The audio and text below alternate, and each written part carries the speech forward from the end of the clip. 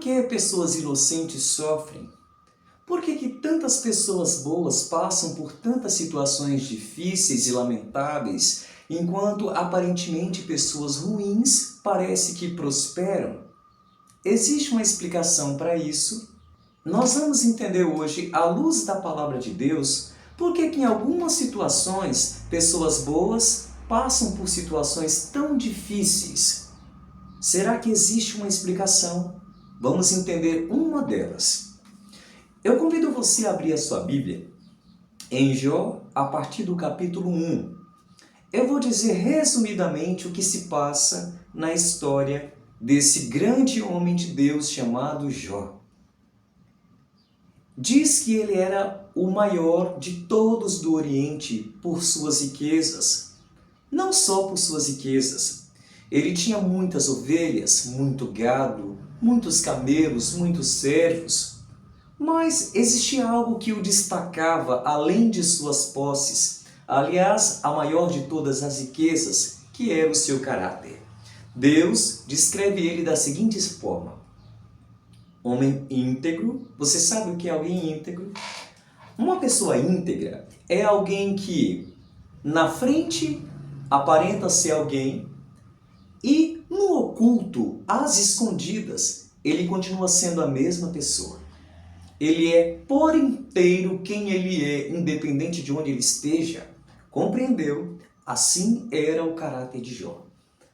Ele era reto, alguém que buscava sempre a retidão, temente a Deus e que se desviava do mal. A própria palavra já diz, já explica. Se o mal estava ali, ele procurava seguir pelo caminho oposto. Ele se desviava do mal. Esse era Jó. Deus o exaltou diante do inimigo em certa ocasião, como diz a partir do versículo 6, em que os filhos de Deus se apresentaram perante o Senhor e Satanás foi também. E diz que Deus o apresentou.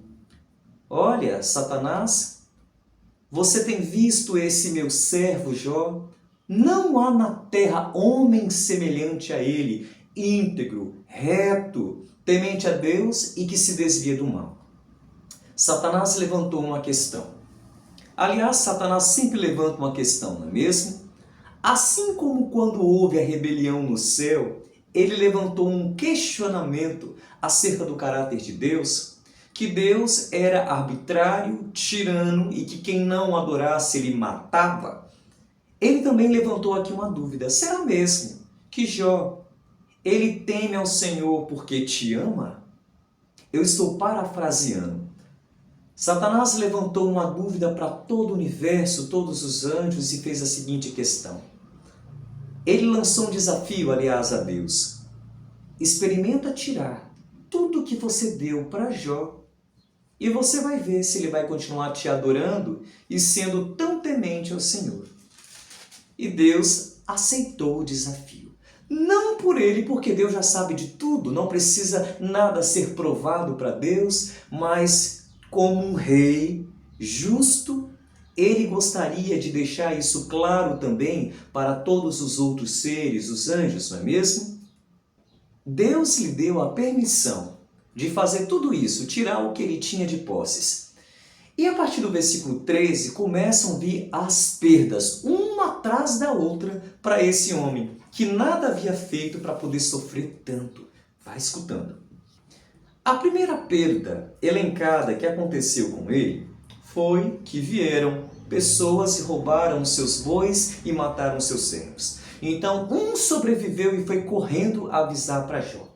Enquanto esse ainda falava e explicava dessa grande perda, porque nós aprendemos que ele era muito rico, tinha muitos bois, muitos animais. Aliás, além dos bois, roubaram também os jumentos e mataram os servos. A segunda perda que a pessoa chegou para contar para Jó, enquanto o primeiro ainda estava falando, foi o seguinte: havia descido fogo do céu e eles acreditavam que era da parte de Deus, coitados. Que havia descido fogo do céu e haviam queimado as ovelhas e os servos e só ele havia sobrevivido. Enquanto esse ainda contava, chegou o terceiro para dar notícia da próxima perda.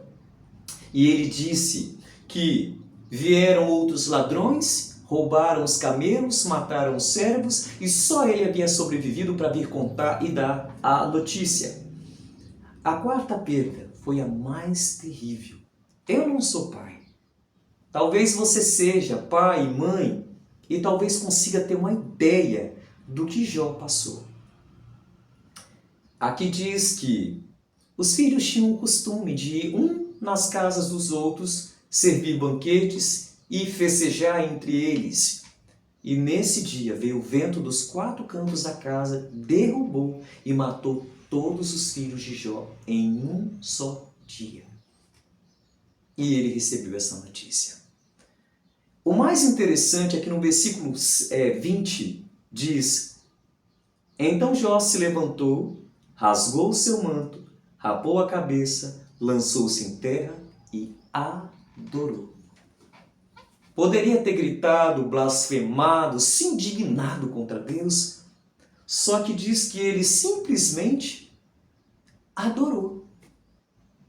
Você compreende o significado de adoração?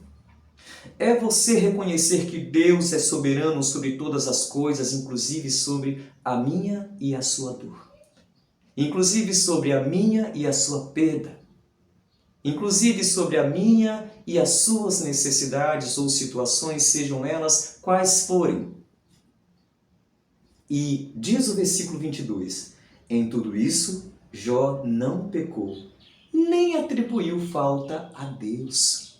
Ou seja, Jó, ele era temente a Deus porque era interesseiro, era em troca das bênçãos que Deus lhe dava, era porque ele simplesmente o adorava por reconhecer que Deus é soberano e está sobre todas as coisas. Você entendeu?